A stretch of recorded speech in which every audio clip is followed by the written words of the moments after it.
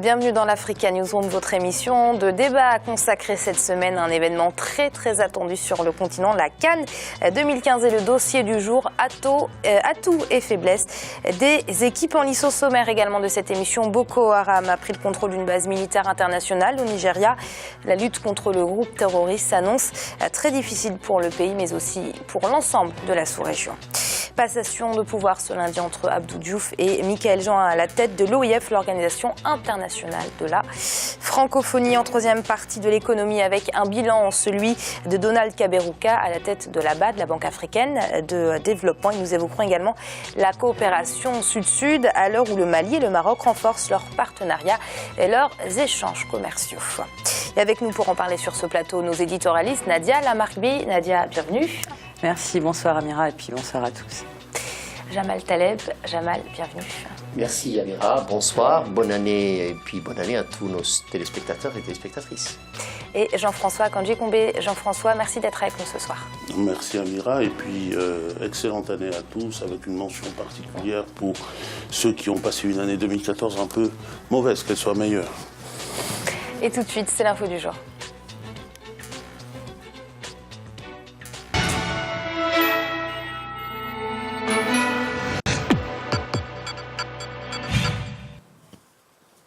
Le groupe terroriste Boko Haram a pris le contrôle ce samedi de la base militaire de Baga, près du lac Tchad, ainsi que plusieurs villages des environs. Un nouveau revers essuyé par l'armée nigérienne, dont l'inaction inquiète la sous-région. Le point tout de suite avec ce sujet d'Aminata Diak. La montée en puissance de Boko Haram dans le nord-est du Nigeria. Le groupe islamiste a pris ce samedi 3 janvier 2015 le contrôle de la base militaire de la force multinationale de Baga à quelques kilomètres du lac Tchad et plusieurs villages de la localité. Les troupes nigérianes qui se trouvaient sur le site ont ainsi pris la fuite.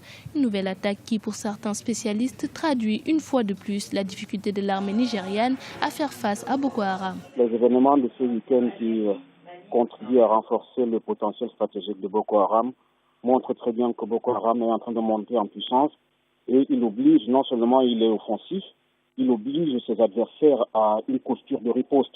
Et ainsi, cette situation permet à Boko Haram de garder le contrôle de différents combats. Et ceci ceci rentre très bien en ligne de conviction que la meilleure stratégie, c'est celle de l'attaque. Donc, au fur et à mesure que Boko Haram arrive à perpétrer des attaques à ses adversaires, ils obligent leurs ennemis à cette riposte et donc contrôlent le combat. Pour les observateurs, cette situation constitue également une victoire symbolique et stratégique pour le groupe armé.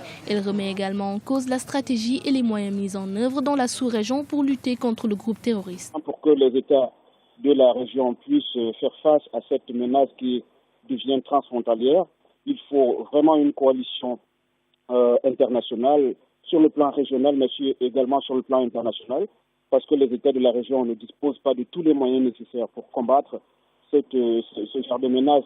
Boko Haram n'est pas simplement une force asymétrique, mais elle a cette capacité à allier menace asymétrique et riposte symétrique. Donc, pour lutter efficacement contre cette menace, il faut une conjonction de facteurs, une conjonction de puissances pour pouvoir endiguer la menace Boko Haram. La prise de la base de Baga inquiète beaucoup dans la région. Ces derniers mois, les insurgés se sont emparés de plusieurs villes dans le nord-est du pays. Cette nouvelle attaque intervient à moins d'une semaine après l'enlèvement de 40 jeunes hommes dans le village de Malari, dans l'état de Borno. Jean-François, seules les troupes nigériennes étaient présentes sur la base militaire. Est-ce normal? Parce que ça fait un mois que les troupes tchadiennes et nigériennes sont parties, parce qu'apparemment la position était considérée comme vulnérable. Elle devait renvoyer de nouveaux effectifs. Or, rien n'a été fait. On a envie de dire que c'était un peu prévisible. Je pense, Amira, que la prise de la ville de Baga, c'est d'abord un échec. C'est un échec évidemment pour l'armée nigériane, mais c'est un échec pour la coopération régionale. Baga était le point de base, la base principale des forces des pays du lac Tchad, de la la commission du lac Tchad, et normalement, Baga aurait dû être tenu, parce que Baga, c'est une place forte, c'est une place stratégique. À Baga, on est à quelques encablures de la frontière nigérienne, du Tchad, on n'est pas très loin du Cameroun, qui sont des objectifs déclarés de Boko Haram. Par voie de conséquence, là, on est toujours mieux à tenir une position comme celle-ci qu'à devoir la reconquérir, sachant qu'entre-temps, il y a la stratégie de Boko Haram qui est à l'œuvre depuis toujours, qui consiste également à détruire. Il y a des villages qui ont été détruits, des personnes qui ont été massacrées entre-temps. En tout cas, pour moi, c'est l'échec d'une politique régionale et la marque de l'absence d'une volonté ferme, déterminée de combattre Boko Haram sur le terrain militaire, et c'est comme ça qu'on pourra en sortir. Nadia, c'est un peu paradoxal, ces troupes nigérianes censées combattre l'ennemi qui ont pris la fuite dès le début de l'assaut. Paradoxal, je ne sais pas trop. En fait, ce n'est pas la première fois que l'armée du Nigeria montre ses faiblesses, et ce n'est pas non plus la première fois qu'ils sont alertés sur leur manque de capacité, sur le fait qu'ils sont sous-armés, sous-équipés, que l'état-major n'est pas encore. Ils avaient déjà été condamnés à mort parce que certains avaient refusé de combattre. Exactement. On voit très bien ici que l'armée du Nigeria n'est pas réellement à la hauteur des enjeux et des engagements même pris lors du sommet de l'Élysée ou lors justement des différentes discussions de la commission du bassin du lac Tchad. Les enjeux sont énormes, non seulement pour le Nigeria mais pour tous ses voisins, et on a l'impression que le Nigeria laisse plutôt les autres gérer ses affaires intérieures quasiment, parce que en l'occurrence il attendait plutôt de ses voisins d'être capables de repousser Boko Haram, plutôt que de prendre les choses en main, sachant que nous rentrons dans une période électorale complexe pour Goodluck Jonathan. On sait très bien qu'il n'est pas en meilleure position, sachant que justement on lui reproche de ne pas être assez fort sur ces questions-là.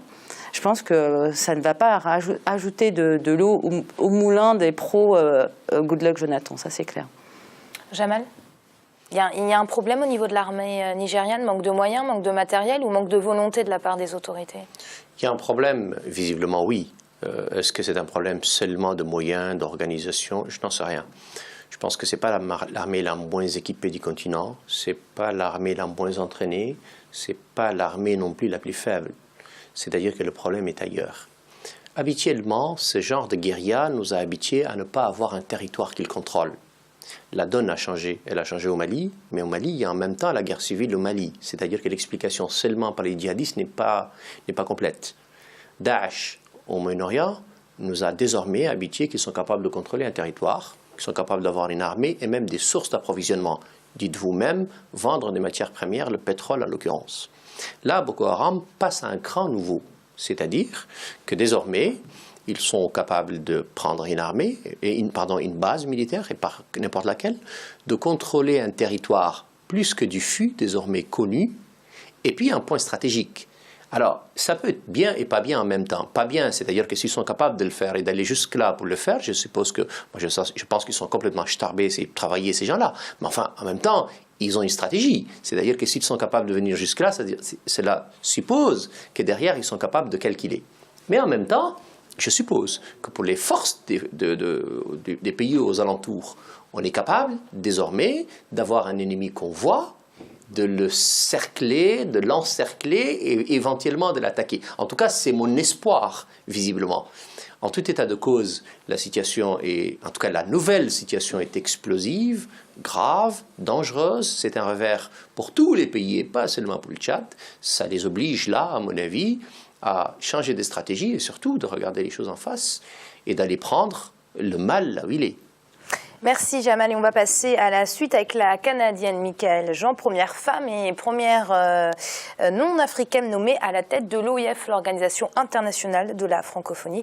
Elle a officiellement pris ses fonctions de secrétaire générale ce lundi. Les détails avec ce sujet d'Amina Tatiak.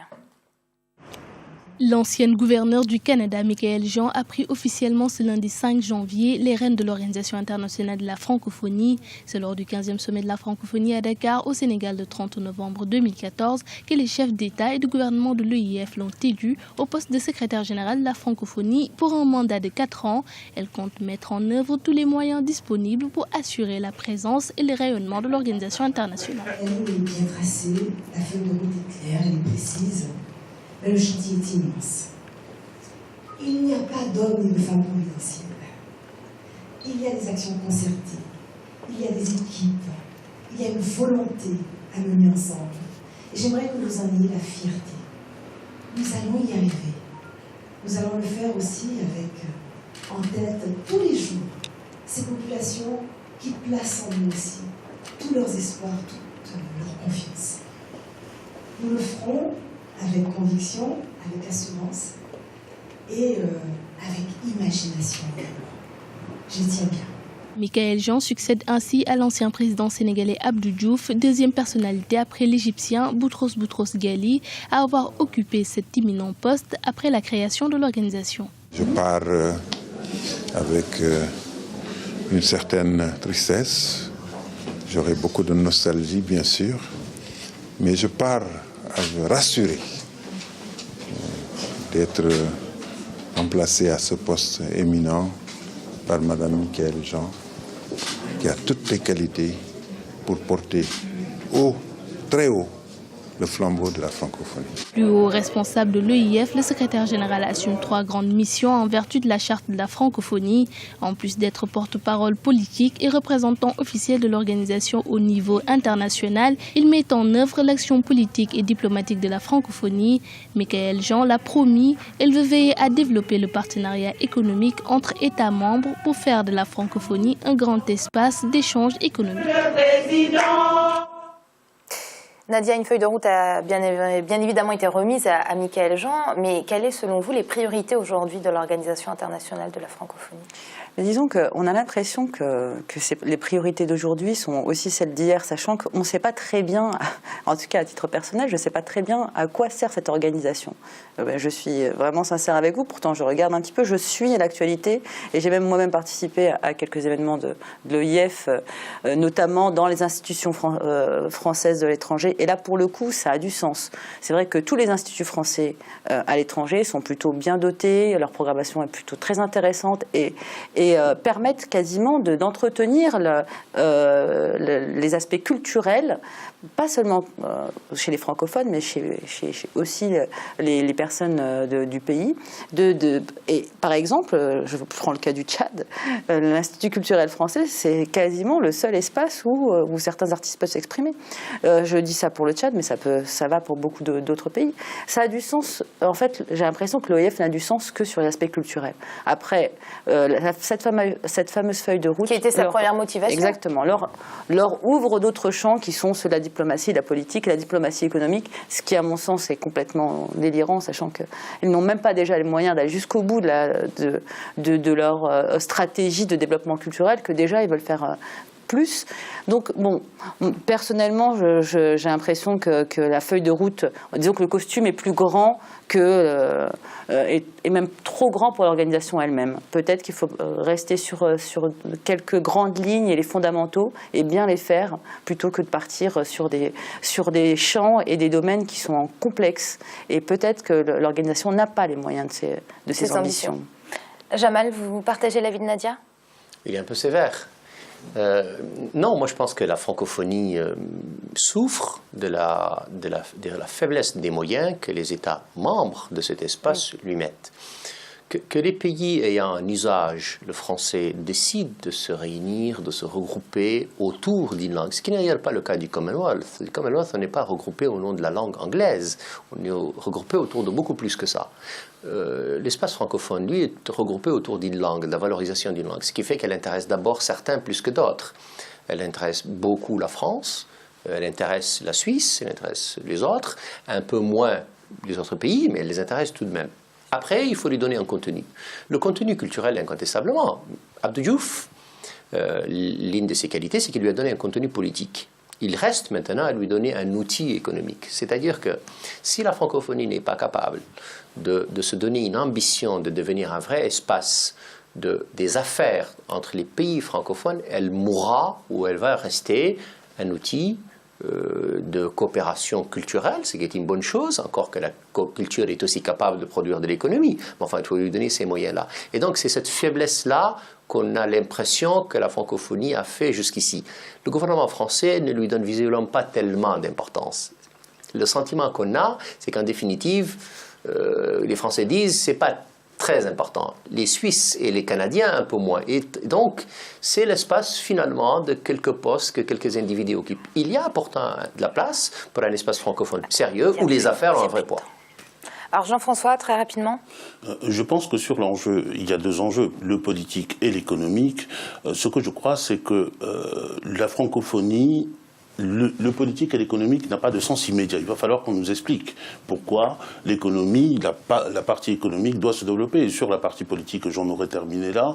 Les circonstances même de l'élection de Madame Jean montrent assez que les États membres de l'OIF, et notamment les États africains, ne sont pas prêts à accepter une influence déterminante d'un caractère politique de l'organisation, voire du leader de l'organisation, à savoir la France.